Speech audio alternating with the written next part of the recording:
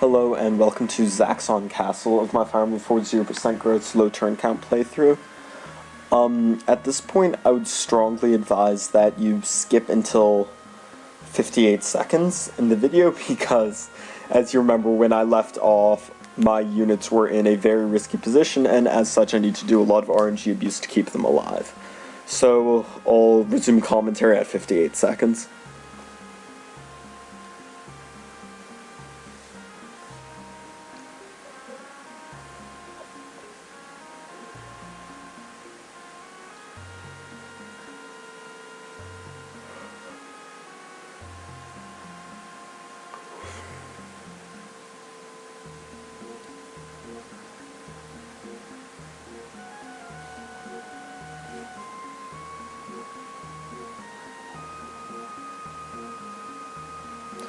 Well, good thing that's over. So the first thing you might notice is how short the video length is here.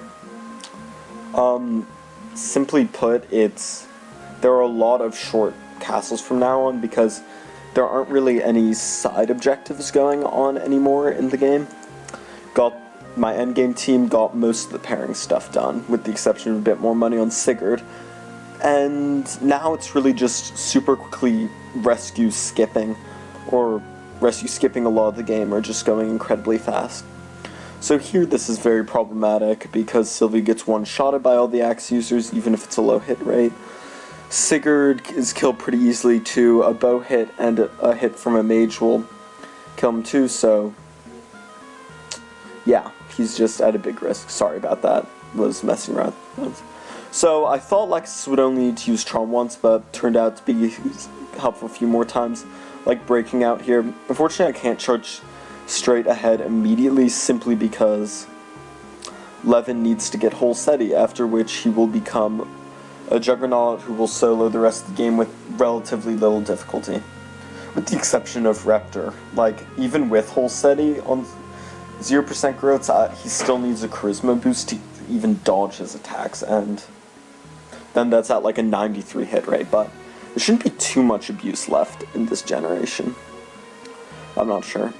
So, make so that Levin can go and get whole SETI. Heartwarming little cutscene that I'm skipping.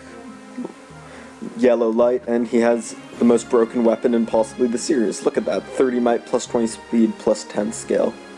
I mean, Naga later on comes close, but barely get to use it. In fact, I'm even skipping it on this playthrough, but it's insane, really, how good a weapon it is. On 0% growths, it's just, well, it's the only weapon capable of doing a lot of things. Without whole SETI, I'm really not sure if 0% growths would be possible. Well, maybe Ichval could take down Reptor if you were careful, or something else, but in an efficiency playthrough, this is the best possible, I believe. Well, the only way possible. So, fortunately the civilians get massacred. They're faceless. I don't care enough about them to play the sad violin music, but in another playthrough I'm sure that would be sad, but no one needs experience. So now it's really a matter of, well, bypassing those units entirely. They all have pretty high hit rates, and the boss gives leadership, so there's actually a pretty solid chance that Levin will die if he faces them. However, only two of them even get to attack. I'm just bypassing them entirely to clear this map the quickest. So I'm just charging straight on past, making sure everyone is far enough forward. Sylvia is going to be put in the line of fire, and I do need to rig a bit for her. Thankfully, only a sleep sword user could attack her, otherwise she'd be at a rather large risk of death.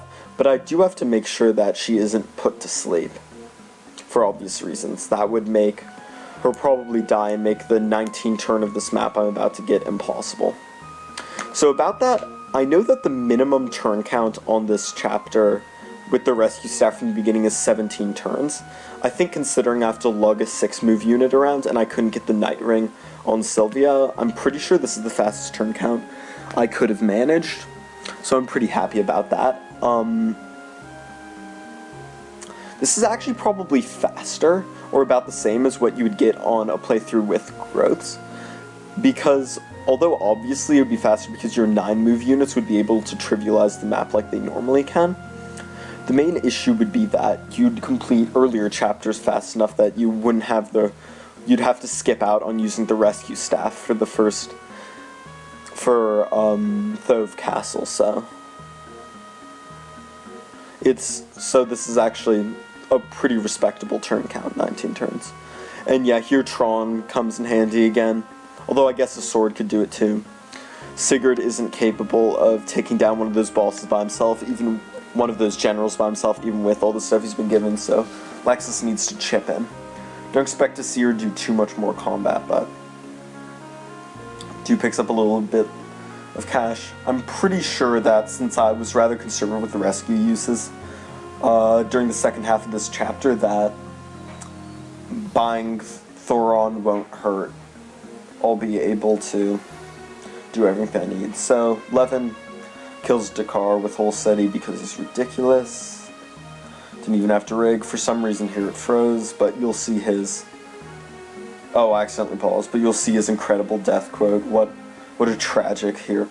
What a tragic enemy. Lax deals some damage. Going to have to do some rigging to get it so that the kill is on the light sword just for the purpose of extra kills. It's not too important, but as well. And then I'm going to seize.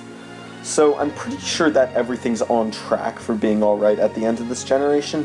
One thing I'm concerned about is I'm not sure about a few minor details of how the lever system works, so maybe I'll have to wait around a little bit for Claude and Fury, because I completed this map two turns faster than I thought I would. But, I mean, fingers crossed. If not, it'll still be worth it, just not as good. So thank you, and I'll see you guys next time.